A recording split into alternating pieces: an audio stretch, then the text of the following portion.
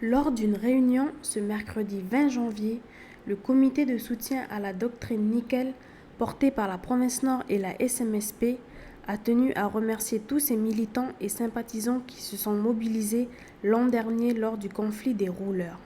Rappelez-vous, c'était en août dernier, une marche avait été conduite sur Pointe-Dimier, mais aussi un blocage à la mine de Monéon. Le travail d'information il continue toujours parce que c'est un travail, de militantisme citoyen. Les comités se sont organisés pour donc relayer et essayer de refaire remonter un peu toutes les problématiques. Il y a un certain nombre d'actions qui ont été menées et qui aujourd'hui nous permet de dire, nous, les responsables politiques, que c'est un travail positif et c'est un travail qui est fait pour la province Nord. Parce que c'est la province Nord qui est porteur de cette doctrine nickel. Donc, pour la province Nord et tous les citoyens de la province Nord. Des citoyens auxquels le comité de soutien à la doctrine nickel veut pour cette année ouvrir ses portes et ainsi faire un travail d'approche et d'information à un niveau local.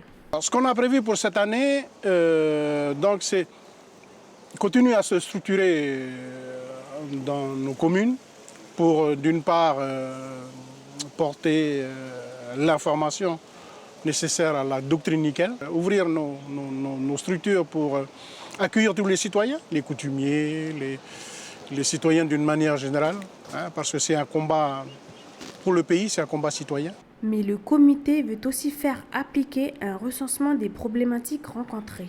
Donc on s'aperçoit qu'il y a un certain nombre de problèmes qui subsistent aujourd'hui et qui empêchent donc le fonctionnement normal de nos institutions ou de nos relations. Il faut aider les gens à les traiter et c'est pour cela qu'on a demandé aussi à nos adhérents, à nos délégués sur le terrain de faire ce travail de recensement. Pour le comité de soutien à la doctrine nickel, la remise en route du four numéro 1 de KNS rassure sur la pérennité de l'usine.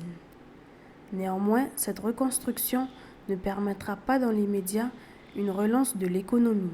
Malheureusement, ça ne va pas relancer l'emploi ou les activités dans la zone parce que, compte tenu de la conjoncture économique et du prix du nickel, justement. Mais c'est une bonne chose déjà que ce four soit réparé, c'est porteur d'avenir. À noter que pour cette année, Koniambo Nickel SAS prévoit une production de 16 000 tonnes de nickel.